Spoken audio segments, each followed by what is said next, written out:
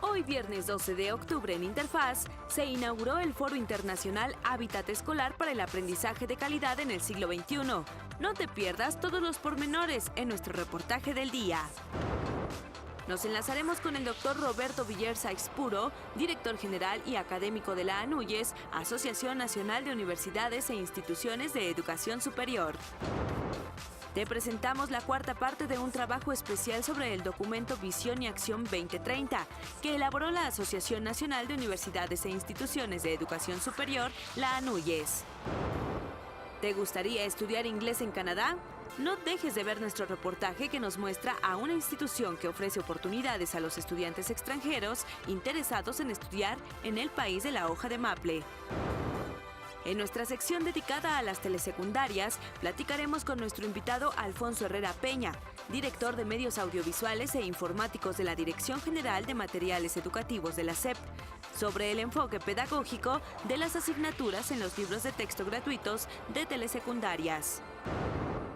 Se cumplen 90 años de los murales que realizó en las instalaciones de la SEP Diego Rivera y se realizarán actividades para celebrarlo. Es viernes y en Interfaz te damos las recomendaciones culturales para este fin de semana. Y Javier Aranda nos confiesa que ha leído y nos viene a platicar sobre el libro Relatos para piano del autor Felisberto Hernández. No le cambies, porque lo mejor de la información en educación está aquí en Interfaz. Muy buenos días, amigos y amigas de la Agencia Informativa de Educación de México. Soy Ana Cristina Olvera y estoy muy feliz de darles la bienvenida a esto que es Interfaz, el programa en el que, como saben bien, profundizamos en la información de temas educativos de México y de todo el mundo, que, como sabemos bien, tiene que ver no solamente con la educación, sino también con la ciencia, con la tecnología, con la cultura, con el arte, con la innovación y mucho más. Si quieren saber con cuánto más tiene que ver, quédense con nosotros. También saludo con mucho gusto a Griselda Yebra. Ella nos permite comunicarnos con ustedes también a través de la lengua de señas mexicana, así que quédense en la próxima hora y media conmigo.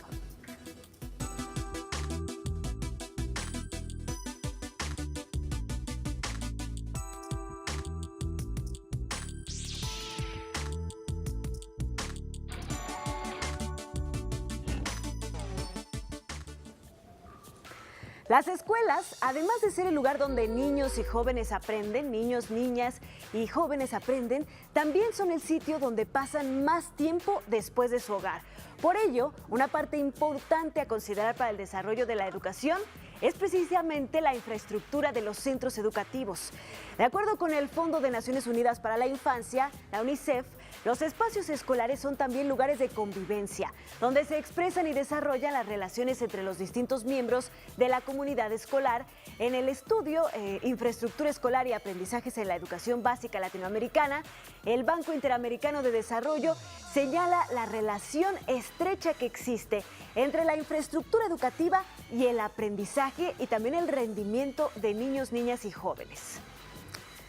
Los alumnos que estudian en establecimientos educativos que tienen mejores condiciones de infraestructura se sienten más interesados por asistir a clase que aquellos que lo hacen en instalaciones que no disponen de servicios básicos y de otros atractivos adicionales.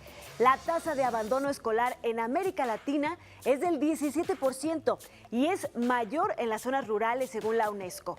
Y varios estudios han encontrado que las condiciones físicas de los edificios escolares afectan positivamente las tasas de finalización y culminación del ciclo escolar y también el incremento de la matrícula. Por ejemplo, en Perú, el Banco Mundial encontró que inversiones en instalaciones escolares tienen un efecto positivo significativo en las tasas de asistencia de los alumnos, y esto no solo funciona para beneficiar a los alumnos. Evidencia en Bangladesh, Ecuador, India, Indonesia, Perú, Uganda, también indican que los docentes, los maestros en escuelas con buena infraestructura, tienen en promedio 10% menos ausentismo que docentes en escuelas con infraestructura deficiente. De hecho, el estudio encontró que la infraestructura tenía un mayor efecto en disminuir el ausentismo que los niveles salariales de los docentes, es decir, es mejor mejorar las condiciones de la infraestructura que subirles el sueldo a los maestros. El Instituto Nacional para la Evaluación de la Educación realizó el estudio de infraestructura escolar en el que concluye en la necesidad de crear políticas sociales y públicas que atiendan estas condiciones y no únicamente acciones educativas, así como destinar una distribución de ingresos al mantenimiento y la conservación de los edificios escolares. La infraestructura y el equipamiento, como bien lo vimos, son elementos esenciales para mejorar la práctica educativa y el aprendizaje de los estudiantes. En este sentido, la Oficina de la UNESCO en México y la Secretaría de Educación Pública reflexionaron sobre el hábitat escolar para el aprendizaje de calidad en el siglo XXI. Ese es el tema de nuestro reportaje de hoy. El cuarto de los Objetivos de Desarrollo Sostenible de las Naciones Unidas reconoce y determina la importancia de la educación y de que ésta sea inclusiva, equitativa y de calidad. Y el camino para el cumplimiento de esta meta ha revelado los retos que cada nación tiene que encarar. México, siendo la 9ª comunidad educativa en el mundo, tiene una gran labor por realizar a este respecto, e instituciones como la UNESCO son participantes activos en esta tarea. Una escuela es el centro de una forma de estar en una comunidad y en una sociedad. Y lo que nos ha enseñado el primer análisis que hicimos es que en muchos casos una comunidad de valores se encuentra primero en la escuela antes de encontrarse en la casa. Bajo este principio, tuvo lugar frente al mural La Unión de América Latina del Salón Iberoamericano en la Secretaría de Educación Pública la inauguración de las actividades del Foro Internacional Hábitat Escolar. Siendo las 11 de la mañana con 6 minutos del día miércoles 10 de octubre del 2018, declaro formalmente inaugurados los trabajos del Foro Internacional Hábitat Escolar para el Aprendizaje de Calidad en el siglo XXI. Estoy convencido de que con la participación y la colaboración de cada una y cada uno de ustedes va a ser todo un éxito. Este foro es resultado del esfuerzo interinstitucional entre la Oficina de la UNESCO en México, la Secretaría de Educación Pública y el Instituto Nacional de la Infraestructura Física Educativa y tiene 3 propósitos fundamentales. En primer lugar, dar a conocer buenas prácticas y lecciones aprendidas a nivel internacional en el diseño de infraestructura y mobiliario escolar y su relación directa con las mejoras en el aprendizaje. El segundo propósito es el de analizar los avances, las tendencias nacionales e internacionales del diseño de espacios arquitectónicos y del mobiliario escolar. Y el tercer propósito es el de contribuir con el logro de la calidad de la educación en un marco de equidad e inclusión de cara a los retos del desarrollo sostenible del siglo XXI en el contexto de la Agenda 2030 de las Naciones Unidas. Además de los propósitos establecidos, se espera establecer nuevos y más ambiciosos parámetros. El concepto mismo de hábitat escolar invita, de acuerdo con Javier Treviño, a pensar en un aula escolar como un espacio que favorece la convivencia y el florecimiento de las relaciones humanas. Espacios flexibles a los cambios, tanto tecnológicos como pedagógicos, espacios respetuosos de las raíces y de la historia, pero a la vez proyectando los cambios que plantea la educación en el siglo XXI. Los pormenores de este encuentro están presididos por las actividades y resultados del primer Foro Internacional sobre Infraestructura Física Educativa llevado a cabo en 2017, que estableció en gran medida las líneas a seguir. Se plantea orientar el diálogo en los próximos días, las reflexiones, en 4 temas principales de la mayor importancia. En primer lugar, el espacio, los espacios, el mobiliario para el aprendizaje en el siglo XXI. En segundo lugar, los entornos para la convivencia, la creatividad y el desarrollo sostenible.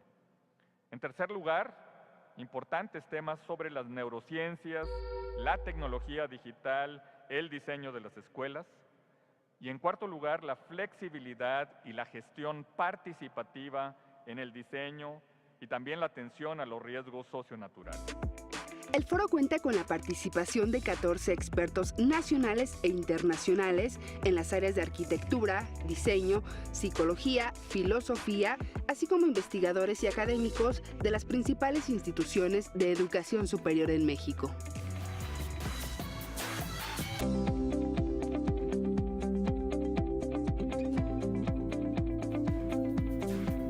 A lo largo de esta semana, nuestra compañera Elis de León ha realizado un trabajo especial y nos lo ha presentado sobre el documento Visión y Acción 2030 que elaboró la Asociación Nacional de Universidades e Instituciones de Educación Superior, la ANUYES. Así que los invitamos a conocer la cuarta parte de estos reportajes especiales. Con miras a un cambio institucional profundo y colegiado, la Asociación Nacional de Universidades e Instituciones de Educación Superior, ANUYES, publicó este año su propuesta para renovar la educación superior en México bajo el título Visión y Acción 2030. La propuesta incluye 5 ejes. En primer lugar, plantea una mejor gobernanza para el desarrollo del sistema de educación superior, seguido de la ampliación de la cobertura con calidad y equidad, la mejora continua de la calidad de la educación superior, el ejercicio pleno de la responsabilidad social, así como la certeza jurídica y presupuestal para el desarrollo de la educación superior. Ejes que están planteados de manera interdependiente. En la medida que alguno de estos ejes de gestión del cambio, de la transformación, de la renovación de la educación superior avance, va a ir generando condiciones propicias para que los otros ocurran. En este sentido, una mejor gobernanza, por ejemplo, generará un clima de certeza que promueva la convergencia de los esfuerzos en los otros ejes. A esta expectativa se suma además un ambicioso horizonte temporal, que si bien está proyectado para cumplirse en 2030, debe por su naturaleza alcanzar sus metas dentro del periodo 2019-2024, momento en el que definirán nuevos objetivos en función de los logros obtenidos. Esos primeros 6 años están puntualmente definidos los objetivos y las metas, de forma tal que al término, cuando llegue el 2024, podamos hacer una evaluación y con base en esos avances, plantear las metas siguientes hacia el 2030.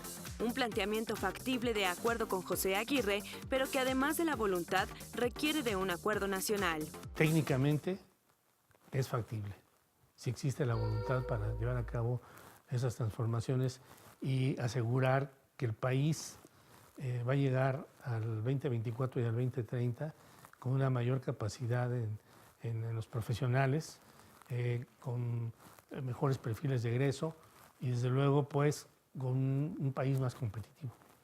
Sí consideramos que es importante un gran acuerdo político nacional entre los diversos órdenes de gobierno, entre los diversos sistemas educativos.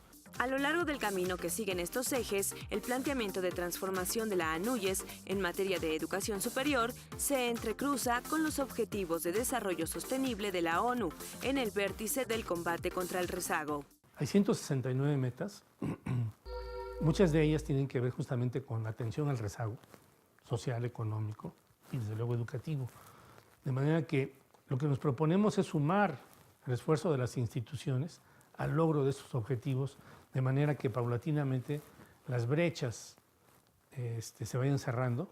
Proyectos que ya están llevando a cabo las universidades y a los que la ANUYES da seguimiento manifiestan la disponibilidad y la capacidad de estas para contribuir con los objetivos de desarrollo sostenible, más allá del atribuido a garantizar la educación y la promoción de oportunidades de aprendizaje. Hay una gran capacidad, dada la propia naturaleza del quehacer académico de las instituciones, dada su misión con una amplísima orientación social, para que puedan contribuir de manera significativa. La expectativa por parte de la ANUYES es ligar el proyecto educativo con el proyecto de desarrollo regional y nacional, estableciendo metas claras y focalizándose ampliamente en el cierre de brechas. Casos de rezago de cobertura son evidentes en México, por ejemplo, en estados como Chiapas o Oaxaca en comparación con la Ciudad de México. Conociendo el problema de rezago creciente, tenemos que intervenir con políticas públicas especialmente dirigidas a que el rezago educativo no sea creciente. Y aspiramos al 2030 que esa brecha ya se haya cerrado. Señala que a partir de detener el crecimiento del rezago, se pueden comenzar acciones para revertirlo. Lo planteado por la ANUYES en Visión y Acción 2030 en materia de transformación de la educación superior requiere, sin embargo, de la contemplación y consideración de las particularidades del contexto educativo en su totalidad compleja. Es partiendo de la preparación durante la educación básica y media que cada alumno alcanza las competencias necesarias para una óptima transición a la educación superior. En este sentido, la perspectiva de la asociación incluye la cooperación de los docentes de educación superior en procesos de capacitación. Tenemos un modelo de capacitación docente para apoyar la formación continua, permanente, el desarrollo de habilidades y sobre todo profundizar en el conocimiento disciplinario de los profesores de educación primaria. Los pormenores de este planteamiento y el documento en su totalidad es de acceso público a través de la página anuyes.mx para su consulta. Pues es importante darle una revisada personal a este documento tan importante que le hemos presentado y desmenuzado en las emisiones de esta semana de Interfaz. Y vamos a otros temas porque el promedio de adultos que cuentan con educación superior en Canadá es del 55%. Eso lo convierte en una verdadera superpotencia en el ámbito educativo.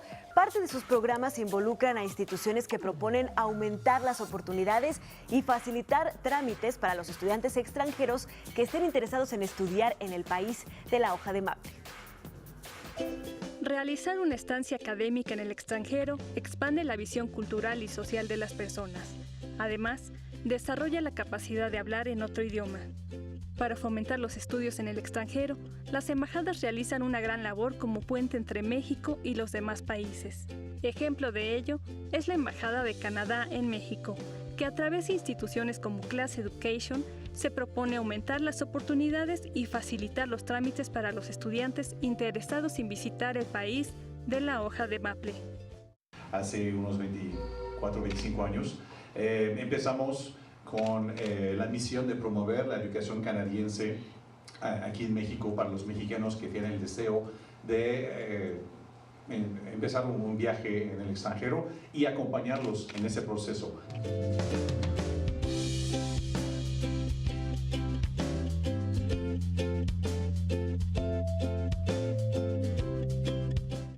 Cinco son sus principales tipos de esquemas de movilidad: estancias para aprender francés o inglés, campamentos para menores de edad, high school para secundarias y preparatorias públicas y privadas de Canadá, estudia y trabaja, donde durante el mismo periodo para estudiar puede trabajar de manera legal, y college y universidades, que es el segmento que actualmente muestra mayor crecimiento.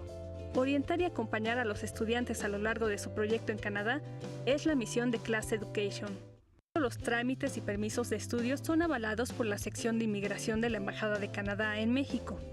El 13 de octubre, en el Centro City Banamex, se realizará la cuarta edición del Congreso de College y Universidades Canadienses, con la labor de proporcionar información de las oportunidades de estudio y crecimiento profesional que tienen los estudiantes mexicanos en Canadá.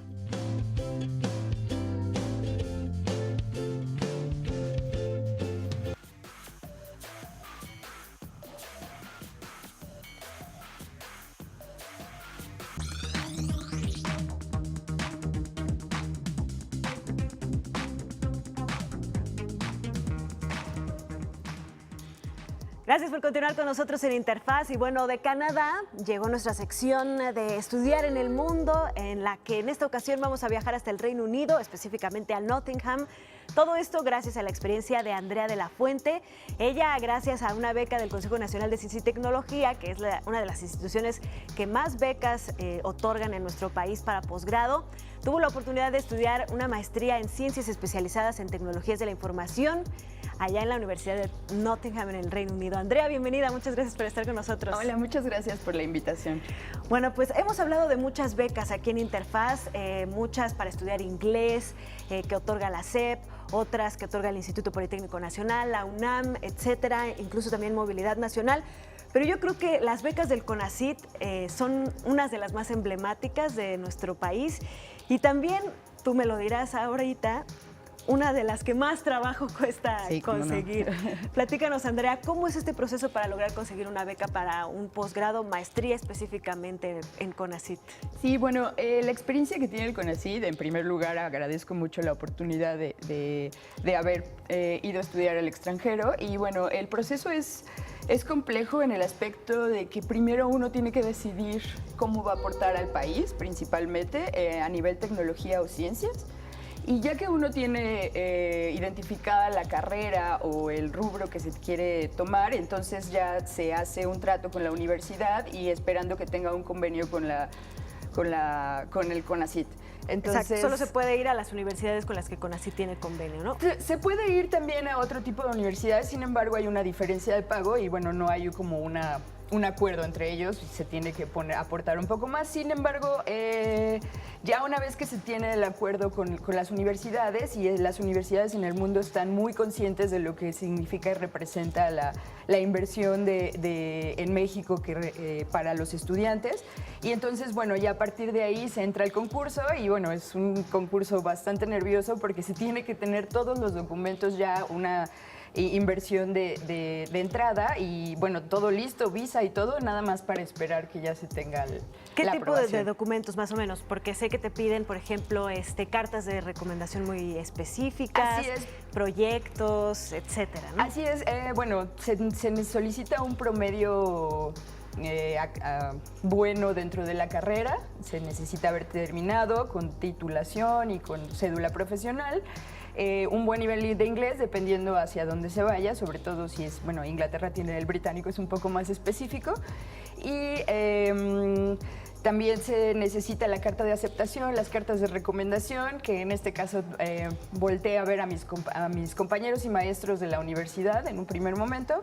Y también, como ya estaba laborando yo, también un poco de recomendación dentro de mis jefes o mis colegas con los que trabajaba, ¿no? ¿Qué estudiaste tú y dónde? Estudié comunicación social en la Universidad Autónoma Metropolitana y bueno, posterior a eso ya me especialicé en tecnología. Bueno, ahora cuéntanos un poco más por qué la Universidad de Nottingham en el Reino Unido. Me llamó muchísimo la atención la carrera de Administración de Tecnologías de la Información, sobre todo porque está enfocada, primeramente está en la Facultad de Ciencias de la Computación, lo cual es una especialidad bastante sobre computación y un poco geek en el aspecto, ¿no? Y esta maestría está planeada para personas que no, bueno, para carreras que no tienen nada que ver con computación. Entonces te abre un poco los ojos en cuanto a programación, en cuanto a todas estas cosas técnicas que ayudan a especializar lo que ya se tenía, ¿no? Yo en un primer momento como comunicóloga me empecé a dedicar mucho en el e-learning y en la educación en línea. Posterior a eso me empezó a apasionar los formatos, la programación, el front-end, todas las cualidades o características que se tiene para que funcione detrás de una computadora. Y bueno, te enseñan a administrar proyectos de software, te enseñan a inteligencia artificial, te abren los ojos a un panorama disruptivo y de tecnologías diferentes. El Reino Unido es sin duda uno de los destinos favoritos para posgrados, no solo de los mexicanos, sino del mundo entero, yo diría. Cuéntanos un poco más de tu experiencia, primero en la parte profesional, en la parte académica. La parte académica, pues son muchos, culturalmente es muy difícil irse a otro país y adaptarse a ciertas características.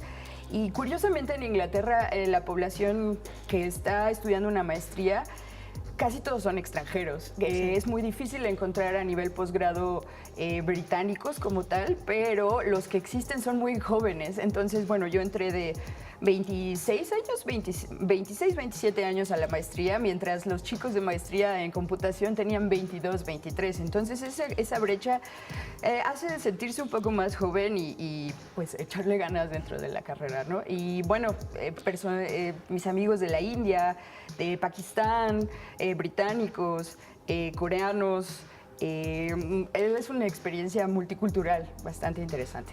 Como te comentaba, yo también tuve oportunidad de estudiar una maestría en el Reino Unido y pues es una cultura muy particular. Cuéntanos, ¿cómo fue tu proceso de adaptación? ¿Qué fue lo que más te costó trabajo, lo que más te gustó, etcétera? Bueno, definitivamente lo que más cuesta trabajo es extrañar México, ¿no? Y hacerse notar. Como mexicanos yo creo que nos hacemos notar culturalmente en cualquier situación. Y no sé, tengo una experiencia bastante peculiar que en foros grandes, en las clases, de repente alguien estornuda y es... Sí, es un reflejo decir salud. Y bueno, te sientes todo mal. Ese fue mi primer shock cultural, que nadie me decía salud en el metro. Sí, exacto. Te sientes separado, aislado, pero no precisamente porque la gente deje de ser fraternal, sino porque están acostumbrados a estar solos, ¿no? Otra cosa particular, viviendo en provincia, lo que es Nottingham, durante el invierno la gente se reúne en los pubs, pero se reúne solo, cada quien en su mesa. A pesar de que se conozcan como vecinos o que sean mejores amigos, cada quien está en su mesa jugando trivia y pasando el invierno, ¿no? El invierno es bastante crudo, no tanto por el frío, yo creo que es la falta de sol. Y yo creo que ese es el shock físico, biológico más grande que pudieran tener los mexicanos. Regresando aquí a México me dio como, digamos, una sobredosis de sol y me sentía bastante diferente, ¿no? Claro. Pero bueno, uno se va adaptando y se va acostumbrando y es una experiencia muy, muy, muy reconfortante y la visión se abre, ¿no? Andrea, pues muchísimas gracias por habernos compartido tu experiencia, pues adaptándote a otro país y por supuesto trayendo muchos conocimientos para nuestro país. Espero en otra ocasión nos puedas acompañar para hablarnos de tus proyectos. Estoy segura que tienes muchos a partir de esta oportunidad. Muchas gracias. Gracias por la invitación. Gracias. Seguimos en Interfaz, no se vayan, tenemos muchos más temas.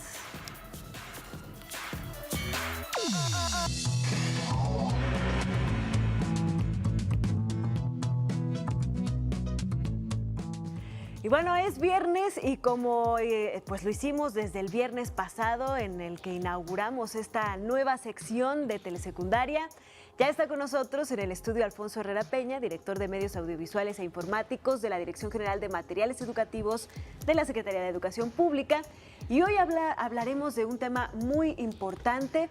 Pues desde el viernes pasado les dimos una pequeña introducción, primero a qué es la telesecundaria, la relevancia que tiene este programa en nuestro país y bueno, también a que en este ciclo escolar se está haciendo una renovación de los materiales de telesecundaria y en esta ocasión vamos a hablar del enfoque pedagógico que tienen estos nuevos materiales. Alfonso, muchísimas gracias por estar de nueva cuenta con nosotros aquí en Interfaz. Con mucho gusto, muchas gracias por invitarme y a comentar varias cosas interesantes para los maestros. Los maestros de telesecundaria de primer grado específicamente, en este momento están trabajando con el paquete de nuevos materiales educativos. ¿Sí? Son los libros de texto gratuitos para los alumnos, los libros para el maestro, los recursos audiovisuales y los recursos informáticos. Estamos, pues bueno, ya en el mes de octubre, estamos sobre la segunda semana del mes. Los maestros estarán trabajando el bloque 1 de cada uno de los materiales de las 6 asignaturas en particular y quizá ¿que recuerdan los cuáles son esas asignaturas? Sí, cómo no. Las asignaturas son español, lengua materna español, matemáticas, ciencias y tecnología con énfasis en biología, historia, geografía y formación cívica y ética. Esas son las 6 asignaturas del campo de formación académica que tiene el nuevo plan y programa de estudios. Entonces, pues bueno, los docentes seguramente estarán en este momento enfrentando algunos descubrimientos en términos de cómo está estructurado el material y cómo tienen que trabajarlo con sus alumnos.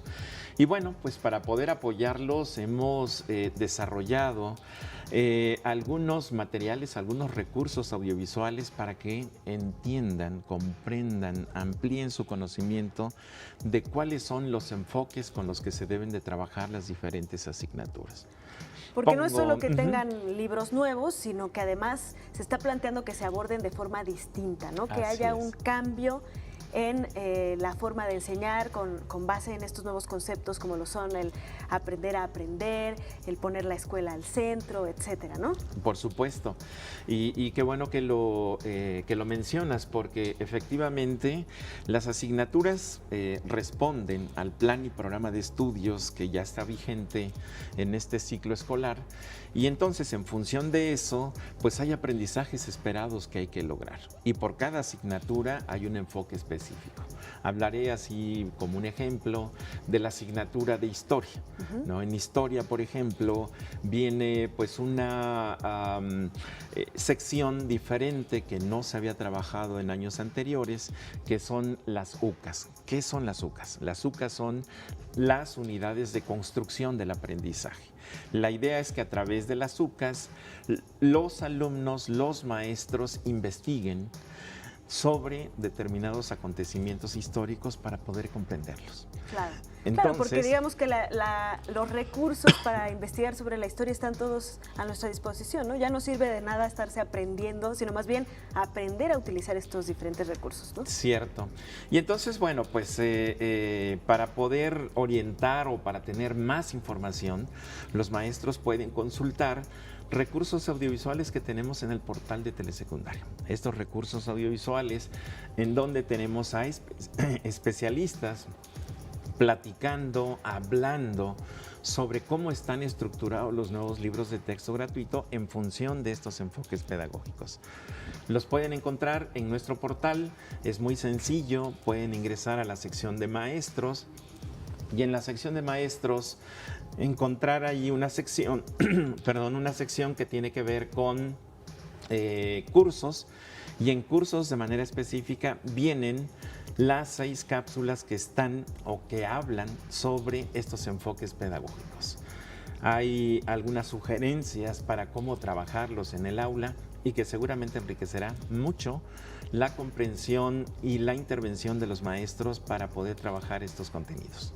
Pues Alfonso, me parece una labor, además de la gran labor que están haciendo de generar todos estos materiales, estábamos platicando de cómo terminarán el primer año alrededor del segundo trimestre del 2019, pero tendrán que empezar inmediatamente a generar toda la renovación del segundo año, porque así está estipulado la aplicación, ¿no? Es de forma escalonada. Así es. Y entonces así se están desarrollando los materiales, pero además hacer estos materiales de apoyo, pues es verdaderamente valioso para que los maestros entiendan bien ¿qué se está buscando con esta renovación? Así es. ¿Cómo es que generaron estas cápsulas de las que nos hablas y que están ahí disponibles? Pues la idea es tratar de acercar toda la información posible para que los maestros se sientan acompañados, para que no solamente tengan el material impreso, el libro para el alumno, el libro para el maestro, sino que tengan otros apoyos. Por cierto que el libro para el maestro es una gran herramienta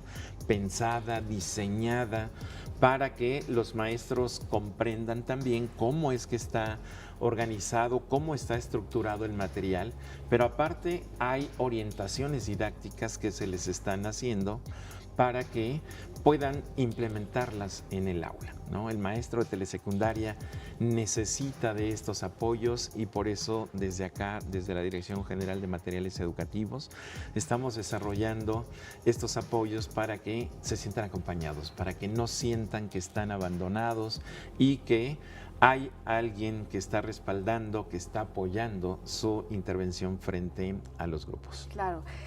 Alfonso, vamos a hacer una breve pausa y al regresar del corte me gustaría que nos contaras un poco más acerca de quiénes son estas personas que están apoyándolos y que están, digamos, de alguna forma, pues como un soporte detrás de los maestros de telesecundaria que han realizado estos videos, que han realizado los materiales, para que la gente también conozca qué tipo de profesionales son los que hacen la telesecundaria en nuestro país. Claro que sí.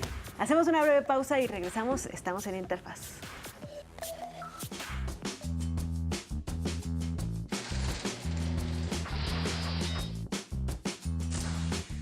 En 1492, Cristóbal Colón, navegante genovés, llegó a la isla de Guanajaní, Bahamas.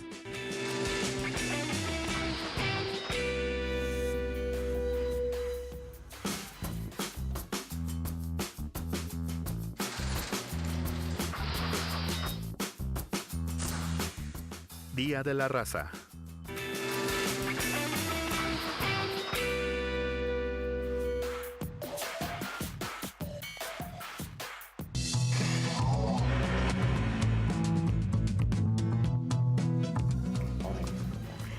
Y bueno, seguimos en Interfaz. Gracias por continuar con nosotros. Estamos platicando con Alfonso Herrera Peña, director de Medios Audiovisuales e Informáticos de la Dirección General de Materiales Educativos de la Secretaría de Educación Pública, en nuestra sección dedicada a la telesecundaria.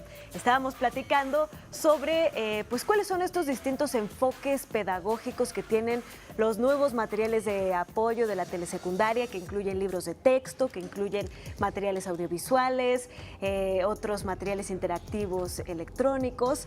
Y pues yo te preguntaba, Alfonso, antes de irnos al corte, ¿quiénes son estas personas que están detrás de estos materiales que se han llevado pues un tiempo muy importante en desarrollar, claro, que siguen desarrollando, que están muy pensados y pues que buscan crear un verdadero cambio para mejor en la educación de nuestros jóvenes? Sí, la Dirección General de Materiales Educativos, para cumplir con su atribución dentro de la Secretaría de Educación Pública, al elaborar los materiales educativos, hace acopio de un equipo de especialistas importantes.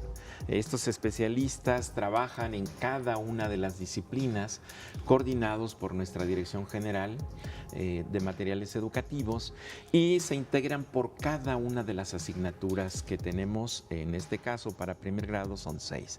Entonces, bueno, tenemos especialistas, equipos de especialistas en cada una de estas asignaturas, en cada una de estas disciplinas, y decía, coordinados por nuestra Dirección General de Materiales. En cada uno de los equipos hay un líder de proyecto. Y este líder de proyecto se encarga de coordinar al equipo que elabora estos materiales impresos para los alumnos y los materiales impresos para los maestros. Es un buen equipo que basa el diseño de estos materiales en el plan y programa de estudios, en toda la malla curricular que tiene cada una de las asignaturas, y entonces en eso basa su diseño, pero también en los enfoques pedagógicos. ¿Cómo lograr los aprendizajes esperados? En el caso de telesecundaria son materiales específicos para el servicio educativo. No son materiales que tengan otros servicios como las secundarias generales o las secundarias técnicas. Aquí son materiales pensados específicamente para nuestros maestros y para nuestros alumnos. Y son materiales debidamente articulados con los recursos audiovisuales y con los recursos informáticos. Para este ciclo escolar, estos nuevos materiales, por ejemplo, en los recursos audiovisuales, tuvieron un cambio importante. Los concebíamos como materiales de 15 minutos que normalmente eran utilizados en el principio de la actividad de clase. Ahora ya no. Las funciones cambiaron, las funciones didácticas cambiaron, y también los tiempos. Los tiempos de duración ahora en promedio son de 5 minutos. ¿Cómo están articulados? ¿Cómo es que se pueden trabajar en el aula? Pues bueno, en estas cápsulas, los especialistas, los que trabajaron liderando el proyecto de elaboración de estos materiales, son los que se comunican con nuestros docentes. Les dicen de manera específica cuál es la organización que tienen los nuevos libros y cómo están estructurados, cómo están vinculados, cómo están articulados los recursos audiovisuales y los recursos informáticos. Además de que ahora también estamos incorporando ligas a sitios de internet que sean confiables para poder apoyar a los alumnos y a los maestros para ampliar, para profundizar, para precisar algunos de los aprendizajes. Entonces, bueno, esta es la manera en cómo nuestros especialistas se comunican con ellos. Hay también otra cosa que yo creo que es importante que los maestros sepan. Ya pronto estaremos en el proceso de evaluación. El proceso de evaluación se plantea, se organiza en el ciclo escolar hacia finales del mes de noviembre. Y que también cambió. Exactamente. Porque ya no es bimestral, sino trimestral, ¿cierto? Así es. Y entonces, bueno, pues se habla de dos conceptos. La propuesta que viene en el nuevo plan y programa de estudios es que se aplique la evaluación formativa y la evaluación sumativa. ¿Qué es? Formativa y sumativa. Así es. Se voy a hacer mi apunte. Sí. ¿Qué es la evaluación formativa y qué es la evaluación sumativa y cómo vienen cada una de las asignaturas? Pues en estas cápsulas los maestros encontrarán respuesta a estas preguntas, no nos vas a estas dudas. No les diré, les dejaré allí pendiente que nuestros compañeros docentes entren a este espacio, que consulten estas cápsulas y se encontrarán con un gran apoyo. Siento yo que es un muy buen apoyo para que ellos puedan sentirse acompañados, que no se sientan solos, que no sientan que estas propuestas nacieron de la nada, porque además se toma en cuenta los conocimientos previos que los propios docentes tienen. Claro. ¿Sí? Los docentes de telesecundaria tienen una formación profesional, saben de la docencia y entonces encontrarán muchas ligas, ¿no?, de lo que han tenido como formación y de estas nuevas propuestas. Y no será difícil incorporar este tipo de evaluaciones ahora que ya se acerca este periodo. Muy bien, Alfonso, pues ya nos dejaste picados para ir y revisar estos materiales de apoyo, para entender perfectamente cómo va a ser la evaluación, por ejemplo, en este nuevo ciclo, en este nuevo programa que se está implementando. Recuérdanos, por favor, muy específicamente cómo pueden entrar los docentes y los alumnos a todos sus recursos de apoyo en la página. Pues está el portal de telesecundaria de manera muy sencilla en el inicio del portal. Que lo tenemos ahí, la dirección ahí en pantalla. Efectivamente, ahí se van a encontrar los destinatarios, que son alumnos, maestros, directivos, comunidad educativa y padres de familia. Cada uno tiene de manera específica los materiales educativos y los recursos necesarios para poder implementar, para poder trabajar estos contenidos curriculares en sus aulas. Perfecto. Pues ahí estaremos revisándolos y por supuesto el próximo viernes platicando de más temas aquí en Interfaz. Claro que Muchísimas sí. gracias, Con Alfonso, mucho gusto. por acompañarnos, como siempre. Muchas gracias. Alfonso Herrera Peña, director de Medios Audiovisuales e Informáticos de la Dirección General de Materiales Educativos de la Secretaría de Educación Pública. Nos vemos el próximo viernes. Claro que sí. Y a ustedes les pido que no se vayan, vamos a hacer un breve corte y regresamos con más en Interfaz.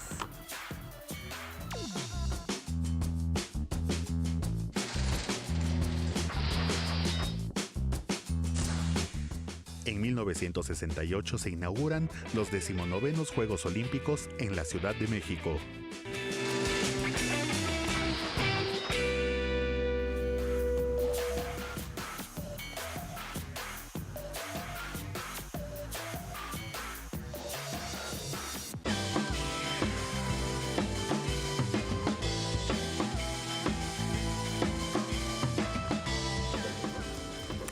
Gracias por continuar con nosotros en Interfaz. Ahora nos enlazamos con el doctor Roberto Villers Aispuro, director general y académico de la Asociación Nacional de Universidades e Instituciones de Educación Superior, la ANUYES. Muy buenos días, director. Y bueno, con él vamos a platicar sobre una conferencia muy interesante, una conferencia de nivel internacional que precisamente organiza la ANUYES y que tendrá lugar en Mazatlán el 20 y 23 de noviembre próximos. Muchísimas gracias por este enlace. Muchas gracias, Ana Cristina. Gracias por permitirnos compartir con su auditorio esta noticia de la ANUYES sobre la conferencia internacional ANUYES del 2018. Esta conferencia tendrá lugar en el puerto de Mazatlán, bajo los auspicios de la Universidad Autónoma de Sinaloa, y nos hemos propuesto continuar con una discusión sobre los objetivos de desarrollo sostenible. Tuvimos otras ediciones en donde planteamos primero los retos. En una segunda oportunidad en Guadalajara planteamos las alianzas como estrategias de colaboración para gestionar los objetivos de desarrollo sostenible. En esta ocasión en Mazatlán vamos a plantearnos las estrategias para implantar los ODS en las instituciones tanto educativas como gubernamentales y propiamente en la planeación de las naciones.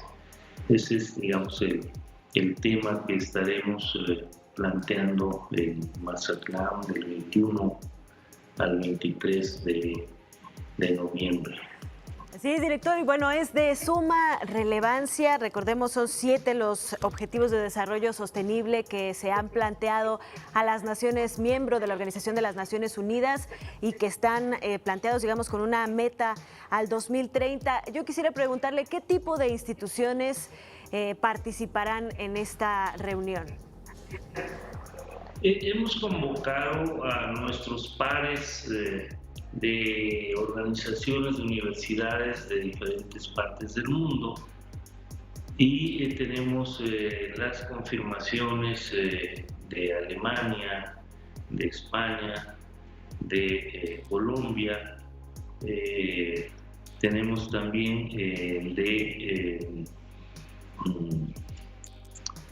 de Japón,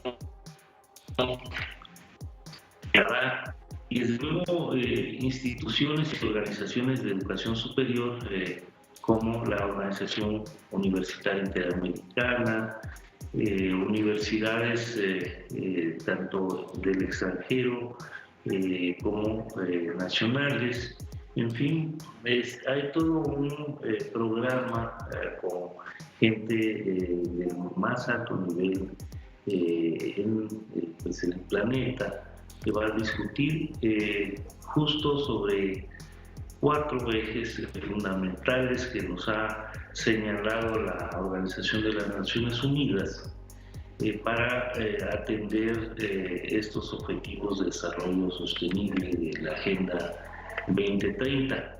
El primero se refiere a la armonización de la planeación, los planes y programas respecto de la Agenda 2030. Esto es, incluir en los planes y programas de desarrollo tanto de las naciones como de las instituciones, incluidas las educativas, los ODS. Lo que no está en la planeación, pues difícilmente se puede ejecutar. Claro. Entonces, la primera premisa para implantar estos ODS es que esté inscrito en la planeación, en los instrumentos de planeación, porque de ahí se derivan los instrumentos de programación, de presupuestación, y lo que no está planeado, pues no está presupuestado, y entonces es como demagógico, ¿verdad? Claro, un segundo eje en la implantación de los ODS es la generación de las capacidades humanas. Si no hay quien tenga las capacidades para promover, para gestionar, para lograr los objetivos de desarrollo sostenible, pues también estarán muy buenos los planes y habrá recursos, pero no habrá quien los ejecute. Por supuesto. Entonces, las universidades, pues somos las instituciones que tenemos como función, como propósito principal, la formación de los recursos humanos que los ODS están alimentando. Entonces, ese es el segundo eje. Un tercer eje tiene que ver con la sensibilización social. Esto es que no solamente, digamos, las instituciones que tienen la obligación de conocerlos, sino la sociedad en su conjunto, las organizaciones sociales, las empresas, porque todos debemos estar muy conscientes de que los objetivos de desarrollo nos conciernen a todos. Así es. En su formulación se pensaron y se diseñaron de manera holística. Quiere decir que ya no No es suficiente con que un investigador o un empresario esté exclusivamente atendiendo un tema, digamos el agua. Pero si el agua no está conectada con los aspectos sociales, con los aspectos económicos, con los aspectos ambientales y culturales, pues estará muy buena la investigación del agua, pero no podrá conectarse con que el agua es una necesidad humana para el consumo. Verdaderamente puntos muy relevantes estos que nos comenta de cómo las instituciones de educación superior están haciendo y van a hacer durante esta reunión una reflexión muy intensa sobre cómo aplicar estos objetivos del desarrollo sostenible en estas instituciones. Le agradecemos mucho este enlace y ojalá podamos seguir platicando y por supuesto le daremos cobertura puntual a este evento. Un fuerte abrazo. Pues le agradezco mucho a Ana Cristina y un saludo a todo su auditorio. Gracias. Una breve pausa y regresamos con más en Interfaz.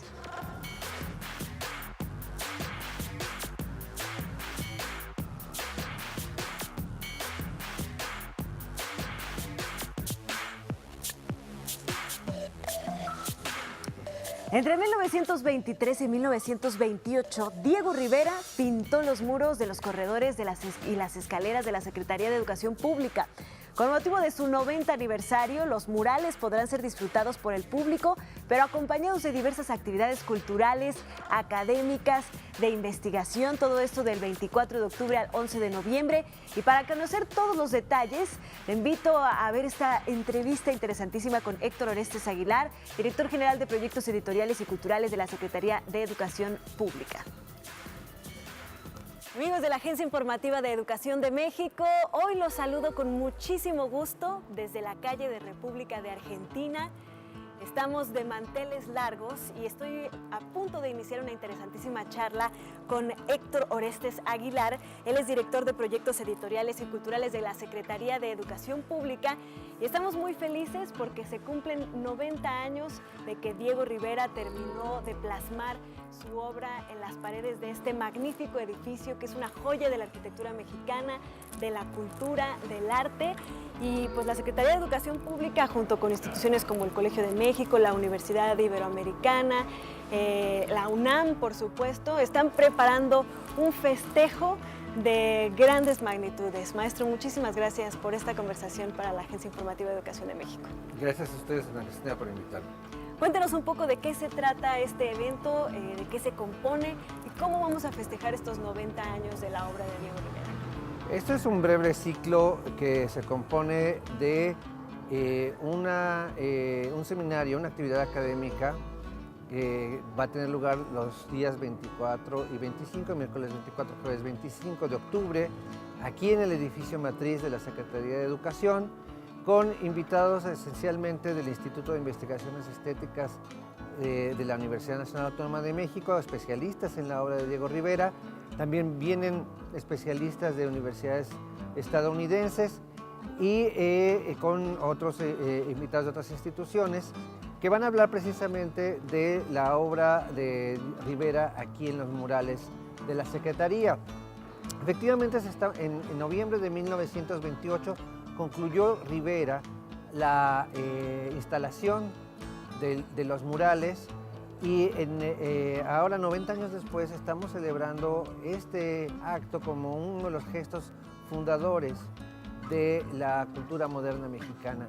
El aporte de Rivera y de sus ayudantes, de sus discípulos, de sus colegas aquí en la SEP ha sido crucial no solamente para el arte mexicano, sino también para la educación en general, para la cultura del país. Toda vez que el muralismo ha sido la tendencia estética, la tendencia pictórica más influyente que surgiera en el México moderno hacia el resto del mundo. Entonces, en este sentido, estamos festejando no solamente un hecho concreto vinculado a la Secretaría, que fue la instalación de los murales, sino también el momento cumbre quizá en el que comienza el auge de la tendencia artística más importante, más influyente, que más identidad le ha dado al arte mexicano y por tanto lo que más representatividad tiene en el orden internacional para la cultura visual de nuestro país. Y creo que esto es, digamos, los estímulos principales para realizar el ciclo. Este breve ciclo incluye una exposición que no se había realizado hasta el momento sobre los personajes que aparecen en los murales, sobre algunos de los personajes que aparecen en los murales, los más célebres, y es una exposición de fotografía con imágenes realizadas, entre otros, por los hermanos Casasola, por Manuel Álvarez Bravo, por la gran Tina Modotti, y se compone de 50 fotografías de una treintena de protagonistas de la época en la que se hicieron los murales. Están personajes muy famosos, por supuesto, pero también hay personajes que no están tan en el radar, en la memoria pública de nuestros días, como Concha Mitchell, que es una mujer apasionante, y personajes de este periodo, de finales de los años 20, que realmente forjaron pues una nueva identidad para la cultura del país. Así es, maestro. Y bueno, 90 años se dice fácil, pero como bien lo menciona, pues esto fue un hecho que de alguna forma fundó la cultura en nuestro país, en sus diferentes vertientes, tanto artísticas como educativas. Sin embargo, es un buen pretexto para darle un nuevo aire, una nueva interpretación. Y creo que más o menos de esto se trata este evento y este festejo. Platíquenos un poco más a fondo de cuáles son los temas que vamos a poder desmenuzar a lo largo de estos días de festejos. La idea tras la organización del seminario que va a tener, del simposio que va a tener lugar el 24 y el 25 de octubre, es precisamente presentar nuevas voces en los estudios muralísticos. La mayor parte son mujeres jóvenes que han desarrollado una carrera académica muy brillante en los últimos 10 a 15 años y traen una idea, una interpretación muy fresca acerca de los murales. Me refiero, por ejemplo, a algunos de los temas. Rivera, cuando llega a México después de una estancia en Europa y recibe el encargo de hacer los murales, era un pintor desarraigado. Era un pintor que no era ni remotamente nacionalista, era un pintor que no tenía una idea realmente muy profunda de lo que era el alma de México. Y el proyecto de convertir la sede de la Secretaría de Educación Pública en un libro abierto al arte y a la identidad de México lo involucra por primera vez de una manera profunda con la cultura mexicana. Pues sin duda alguna invaluable esta apertura que se hace de todo este arte y cultura que está concentrado en pues las paredes de la Secretaría de Educación Pública. Vamos a hacer una breve pausa, si me parece, maestro, para que al regresar me cuente un poco más de los otros eventos que van a estar desarrollándose de otro tipo de índoles, además de los seminarios, como ya nos decía, la exposición de fotografía, pero habrá otras actividades culturales y también cómo puede la sociedad en general, el público, seguir este evento, acompañarlo y, por supuesto, acceder y accesar a esta maravillosa acervo cultural que ustedes están poniendo al alcance de la sociedad en general. Si me lo permite, hacemos una pausa y regresamos. Gracias.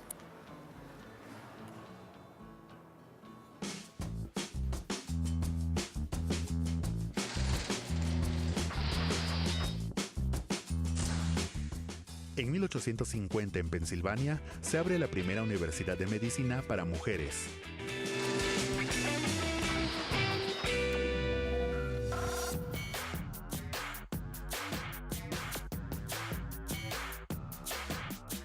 Gracias, amigos de la Agencia Informativa de Educación de México.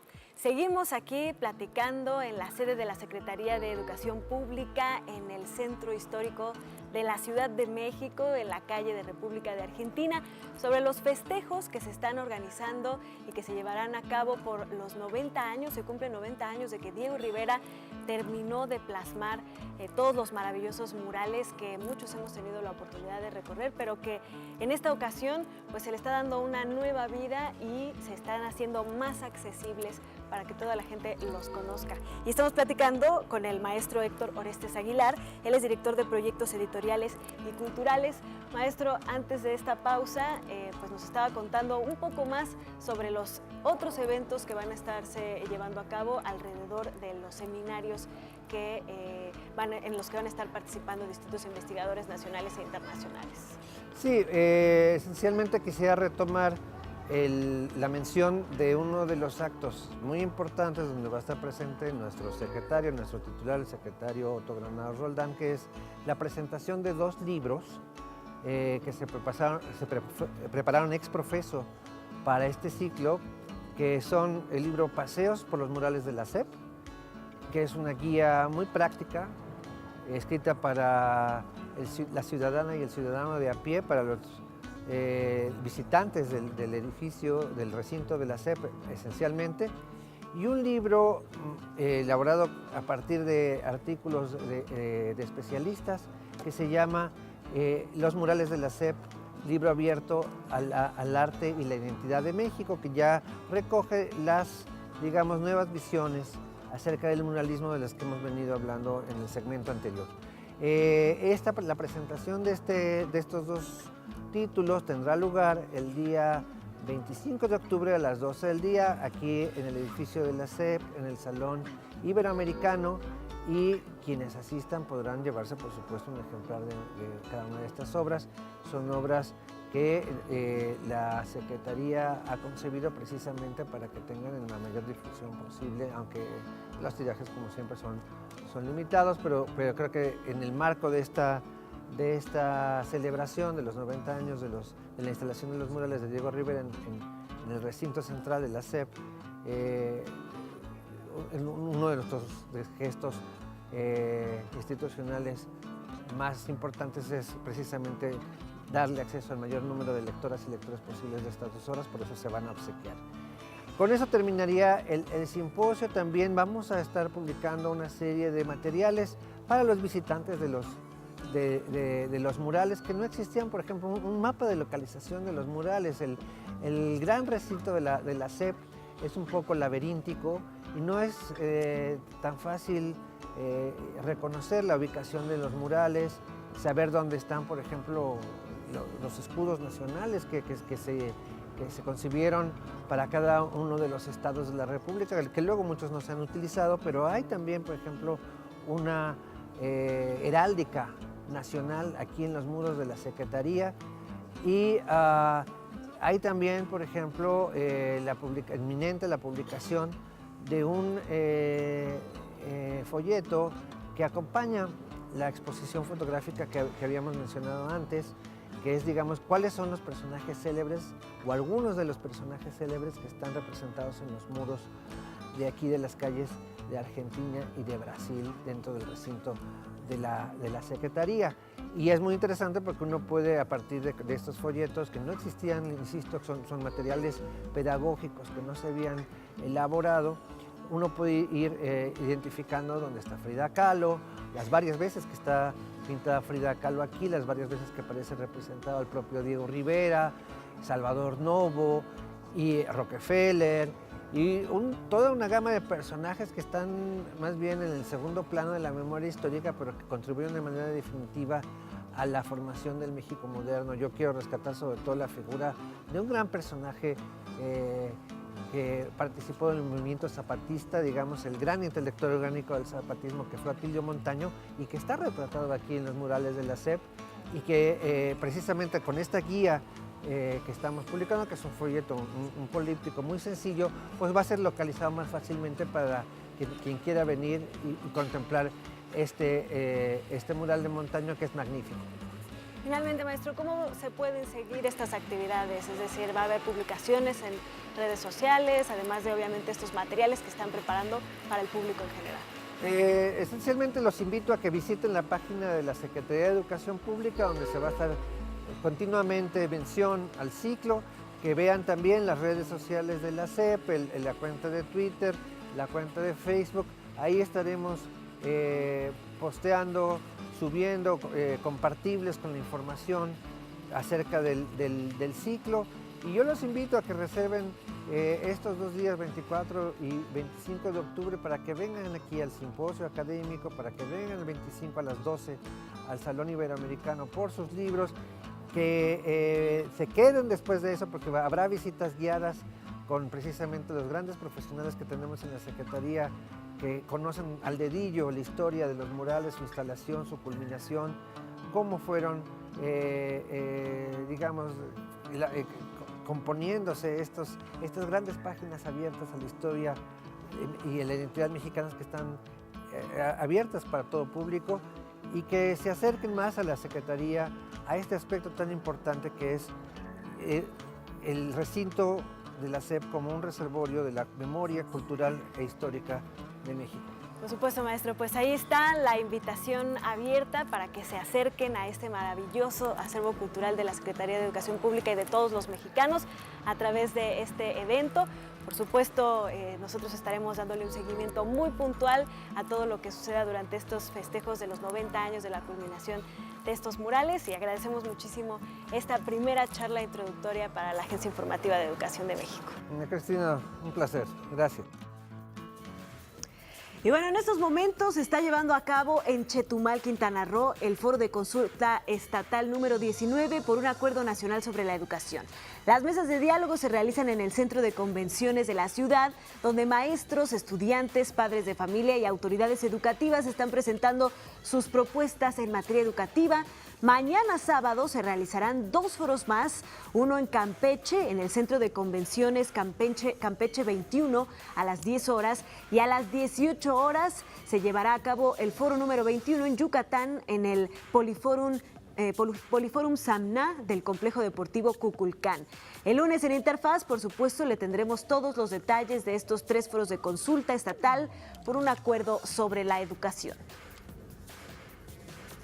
Vamos a hacer una breve pausa y ahora sí, regresamos con las confesiones literarias de Javier Aranda. No se lo pierdan.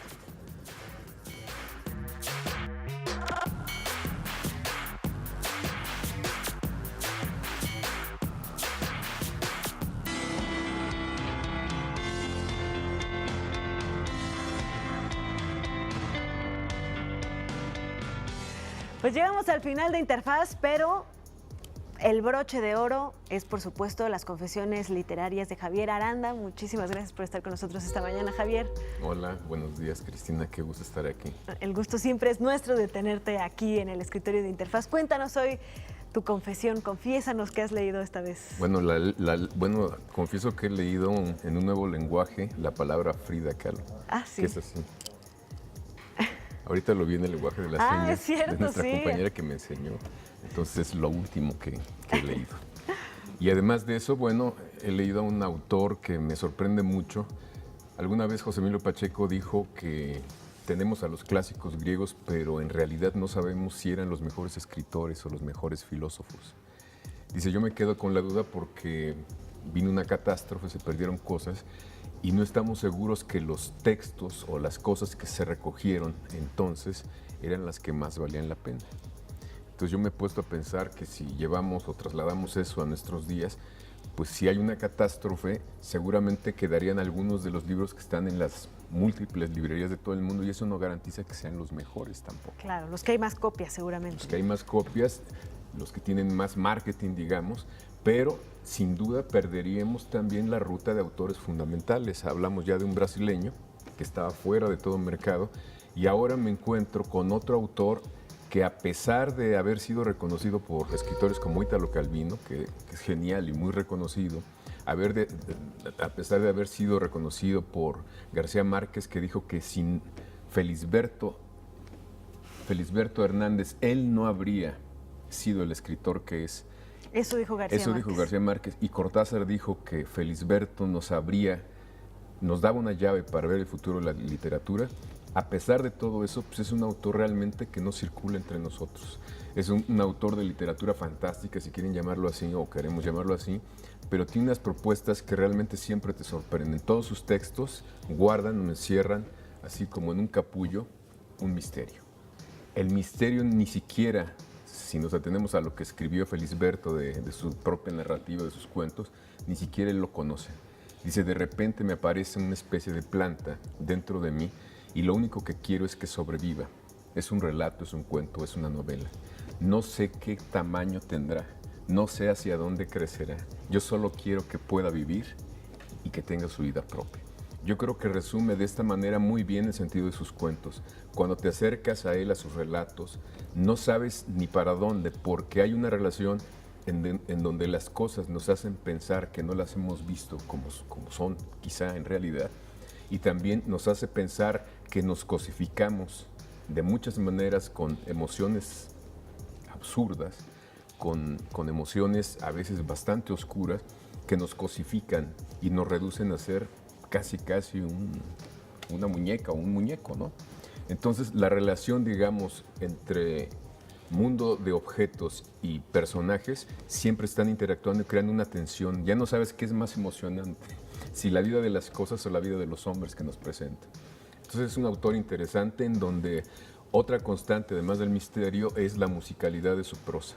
Él fue un músico, estudió música inicialmente, después abandonó esos estudios, se dedicó a escribir literatura y tuvo una vida muy intensa en muchos sentidos, o sea, desde la música, la literatura y... También amorosa, ¿no? Bueno, amorosa, tuvo 6 mujeres, ¿no? Y descubrió que la última mujer era una espía rusa, y no era cualquier espía, era una especie de general, la de la KGB, para toda América. Wow. Entonces, realmente... Pues, era muy intenso. Era muy intenso en eso, ¿no? Se dio cuenta, se separó, y otra de sus parejas era una mujer que pues, no tenía extremidades ni arriba ni abajo.